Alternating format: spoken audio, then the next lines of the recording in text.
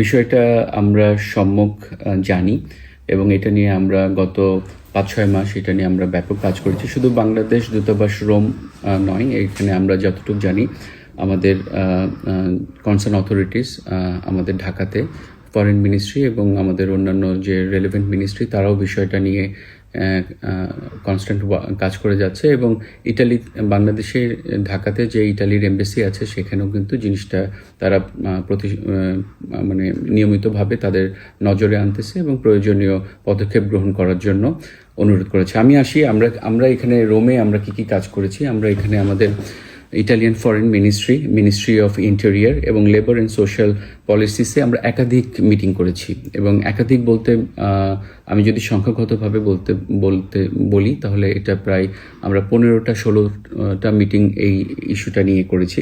এখানে ইটালিয়ানদের যে পজিশনটা সেটা আমি আপনাদেরকে বলি, সেটা হচ্ছে তাদের কথা হচ্ছে যে ভিসা দেওয়াটা হচ্ছে তাদের একটা সভারেন ইস্যু। নুলাউস্তা এখনকার দিনে আসলে যদি কেউ পায় সেটাই আসলে ভিসা দেওয়ার একমাত্র ইস্যু হতে পারে না, কারণ দেখা যাচ্ছে যে প্রচুর নুলাউস্তা ফেক হচ্ছে এবং যে সকল অর্গানাইজেশন থেকে নুলাউস্তাগুলো হচ্ছে তারা ইনভেস্টিগেশন করে দেখেছে যে তাদের সেই পরিমাণ সক্ষমতা নাই।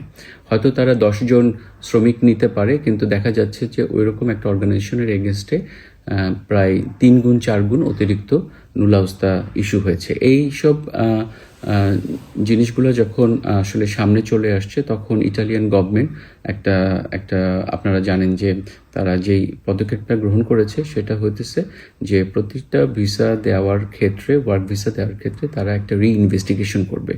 এই রিইনভেস্টিগেশনটা কোথায় পরিচালিত হবে? যে ইটালিতে ইমিগ্রেশন, ওরা বলে হচ্ছে ইমিগ্রেশন অফিস, সেখান থেকে যখন এটা একটা ইনভেস্টিগেশন রিপোর্ট আসবে যে জিনিসটা জেনুইন, তখনই তারা ভিসা দিবে। যাই হোক, আমরা জানি যে আমাদের অনেক লোক এখানে ভুক্তভোগী, অনেক টাকা পয়সা এটার সাথে অনেকে খরচ করেছে। এই জন্য আমরা এখানে কন্টিনিউয়াসলি ইটালিয়ান গভর্নমেন্টের যারা কনসার্ন অথরিটিস তাদের সাথে চাপ দিচ্ছি।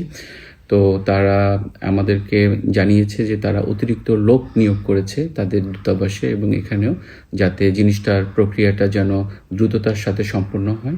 এবং একইভাবে তারা আমাদেরকে এটাও বলেছে যে হচ্ছে যেহেতু ইনভেস্টিগেশনের প্রসেসটা একটু সময় সাপেক্ষ, তারা চেষ্টা করে যাচ্ছে যে তারা যেন হচ্ছে দ্রুততার সাথে ইনভেস্টিগেশনটা সম্পন্ন করে এবং যাদেরকে জেনুইন পাবে তাদেরকে যেন তারা হচ্ছে ভিসাটা দেয়।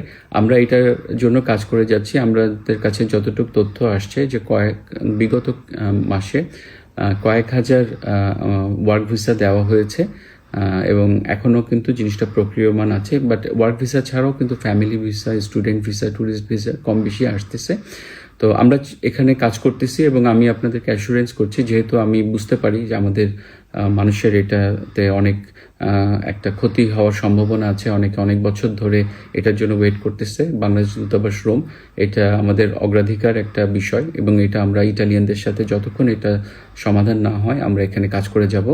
আর বিষয়টা যখন হচ্ছে Italian vice minister miss Maria Tripodi visit করেছিলেন তখনও এই বিষয়টা আমাদের ঢাকাতে এটা খুব স্ট্রংলি এটা টেক আপ করা হয়েছিল এবং তাদেরকে রিকোয়েস্ট করা হয়েছিল।